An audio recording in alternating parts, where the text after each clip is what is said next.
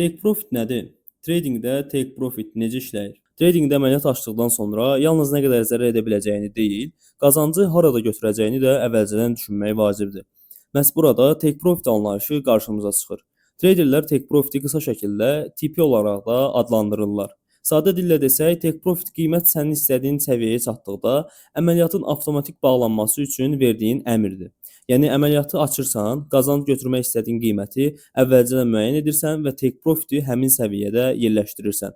Qiymət həmin səviyyəyə çatdıqda əməliyyatın bağlanması üçün avtomatik əmr işə düşür və əldə olunan qazanc balansına əlavə olunur. Take profit necə işləyir? Bunu Xaoyest üzərində sadə nümunə ilə izah edək. Təsəvvür et ki, qızılın qiyməti 4000 dollardır. Analizinə görə qiymətin yüksələcəyini düşünürsən və 4000 dollardan bu əməliyyatı açırsan. Məqsədin bu əməliyyatdan 100 pip qazanc əldə etməkdir. Bizim istifadə etdiyimiz pip sisteminə görə 4000 dollardan 4000 dollar 10 sentə qədər olan məsafə 1 pip, 4000 dollardan 4001 dollara qədər olan məsafə 10 pip, 4000 dollardan 4010 dollara qədər olan məsafə 100 pipdir. Deməli, 4000 dollardan bay açmısansa və 100 pip qazanc götürmək istəyirsənsə, take profit səviyyəsini 4010 dollarda təyin edə bilərsən. Qiymət 4010 dollar səviyyəsinə çatdıqda take profit işə düşür və əməliyyatın bağlanması üçün əmr avtomatik icra olunur. Bunun üçün bütün gün qrafikin qarşısında oturmağa ehtiyac yoxdur. Sell əməliyyatında take profit necə qoyulur? Buy əməliyyatında take profit giriş qiymətinin yuxarısında yerləşdirilir. Sell əməliyyatında isə bunun əksi olur. Məsələn, Xaoyesti qiyməti 4000 dollardır və sən qiymətin düşəcəyini düşünərək sell əməliyyatı açırsan. Məqsədin 100 pip qazancdırsa, take profit səviyyəsini 3990 dollarda təyin edə bilərsən. Buy əməliyyatı take profit yuxarıda, sell əməliyyatında isə take profit aşağıda olur. Bunu yadda saxlamaq çox sadədir. Take profit niyə vacibdir? Take profitin əsas üstünlüklərindən biri əməliyyata girməzdən əvvəl qazanc hədəfini müəyyən etməyinə kömək etməsidir. Tradingdə ən böyük problemlərdən biri tamahdır. Trader əməliyyatda qazanc görür və düşünür, biraz da getsin. Qiymət biraz da qalxır, trader yenə bağlamır və daha çox qazanc gözləyir. Sonra bazar geri dönür və böyük qazancın bir hissəsi, bəzən də hamısı itirilir. Take profit istifadə etdikdə isə əməliyyata girməzdən əvvəl özün üçün konkret plan qurursan. Harada daxil olacağını, harada səhv olduğunu qəbul edəcəyini və harada qazanc götürəcəyini əvvəlcədən bilirsən. Take profit hara qoyulmalıdır?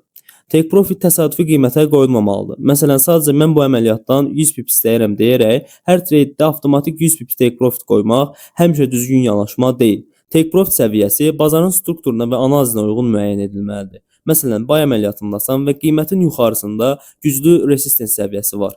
Bu səviyyə qiymətin reaksiya verə biləcəyi yer ola bilər və take profit müəyyən edilərkən həmin resistance səviyyəsini nəzərə almaq olar. Sell əməliyyatında isə aşağıdakı support səviyyələri potensial qazanc götürmə nöqtələri kimi istifadə oluna bilər. Yəni take profit yalnız nə qədər pul qazanmaq istəyirəm sualına görə deyil, qiymət real olaraq hara qədər gedə bilər sualına görə müəyyən edilməlidir. Stop loss və take profit arasında əlaqə nədir?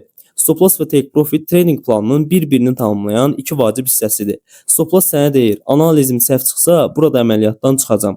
Take profit isə deyir, analizim düzgün çıxsa burada qazancımı götürəcəm. Məsələn, giriş 4000 dollardır, stop loss 3995 dollarda. Take profit isə 4010 dollardadır.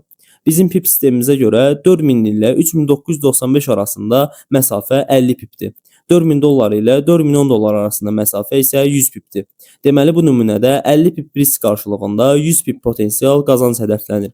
Bu bizi tradingdə çox vacib başqa bir anlayışa gətirir. Risk reward. Risk reward nədir? Risk reward sadə dillə desək, bir əməliyyatda risk etdiyin məbləğlə qazanmaq istədiyin məbləğin müqayisəsidir. Məsələn, 50 dollar risk edib 100 dollar qazanmağı planlaşdırırsansa, risk reward nisbətin 1-in 2-yə olur. Eyni şeyi pip ilə də hesablamaq mümkündür. 50 pip stop loss, 100 pip take profit. Risk reward 1-in 2-yə. Bu demək deyil ki, hər əməliyyatda mütləq 1-in 2-yə nisbətdə risk reward istifadə etməlisən. Risk reward seçimi strategiyadan, bazar strukturundan və əməliyyatın quruluşundan asılıdır. Əsas məsələ əməliyyata girməzdən əvvəl həm riskini, həm də potensial qazancını bilməyindir. Take profit qoymadan trading etmək olar? Bəli, take profit istifadə etmək məcburi deyil. Bəzi traderlər sabit take profit istifadə etmək əvəzinə əməliyyatı bazarın hərəkətinə uyğun manual şəkildə idarə edirlər. Məsələn, qiymət onların istiqamətində hərəkət etdikcə stop loss irəli çəkə və qazancın davam etməsinə imkan verə bilərlər. Bəzi traderlər isə qazancın müəyyən hissəsində əməliyyatın bir hissəsini bağlayıb, qalan hissəsini açıq saxlayırlar. Bunların hamısı fərqli trade idarə etmə üsullarıdır. Yeni başlayan trader üçün isə əvvəlcədən stop loss və take profit müəyyən etmək daha planlı trading vərdişi yaratmağa kömək edə bilər. Take profit sonradan dəyişmək olar. Bəli, MetaTrader 5 platformasında açıq əməliyyatın take profit səviyyəsini sonradan dəyişmək mümkündür. Amma burada da emosiyalara diqqət etmək lazımdır. Məsələn, əməliyyata girməzdən əvvəl analiz etmisən və take profiti $4010 səviyyəsində müəyyən etmisən. Qiymət $4009 çatır. Sən isə daha çox qazanmaq istədiyin üçün take profiti $4020 çəkirsən. Qiymət $4010 yaxınlaşdıqdan sonra geri dönür və nəticədə əvvəl planlaşdırdığın qazancı belə götürə bilmirsən.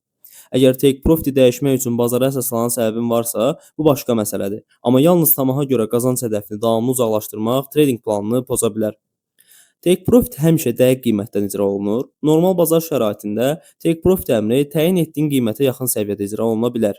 Amma bazarda çox sürətli hərəkətlər baş verdikdə icra qiymətində fərqlər yarana bilər. Xüsusilə böyük iqtisadi xəbərlər zamanı XAU-USD çox sürətli hərəkət edə bilir. Buna görə stop lossda olduğu kimi take profit əmrlərində də bazar şəraitini nəzərə almaq çox vacibdir. Yeni başlayanların etdiyi səhvlər. Yeni başlayanların etdiyi səhvlərdən biri take profiti bazar strukturuna baxmadan təsadüfi yerləşdirməkdir. Məsələn, bazarın qarşısında güclü resistens olduğu halda çox uzaq take profit qoyurlar və qiymətin mütləq həmin səviyyəyə çatacağını gözləyirlər. Digər səhv qazanc gördükcə take profiti daha da uzaqlaşdırmaqdır. Bu çox vaxt tamahdan qaynaqlanır. Başqa bir səhv isə çox yaxın take profit istifadə etməkdir. Trader böyük stop loss qoyur, amma çox kiçik qazanc hədəfləyir. Belə olduqda bir zərərli əməliyyatı kompensasiya etmək üçün çox sayda qazanan əməliyyata ehtiyac yarana bilər. Buna görə stop loss və take profit birlikdə düşünülməlidir. Nəticə olaraq take profit tradingdə qazancı əvvəlcədən müəyyən etdiyin səviyyədə götürməyə kömək edən vacib vasitələrdən biridir. Stop loss riskini idarə edirsə, take profit qazanc hədəfini idarə etməyə kömək edir. Əməliyyata daxil olmamışdan əvvəl özünə 3 sadə sual vermək çox yaxşı vərdişdir. Haradan daxil oluram? Səhv olsam harda çıxacağam? Düzgün olsam qazancı harda götürərəm? Bu 3 sualın cavabını əməliyyatı açmamışdan əvvəl bilirsənsə, artıq bazara plansız daxil olmursan. Unutma ki, məqsəd hər dəfə bazarın son nöqtəsini tutmaq deyil. Məqsəd öz trading planına uyğun şəkildə riski və qazancı idarə etməkdir.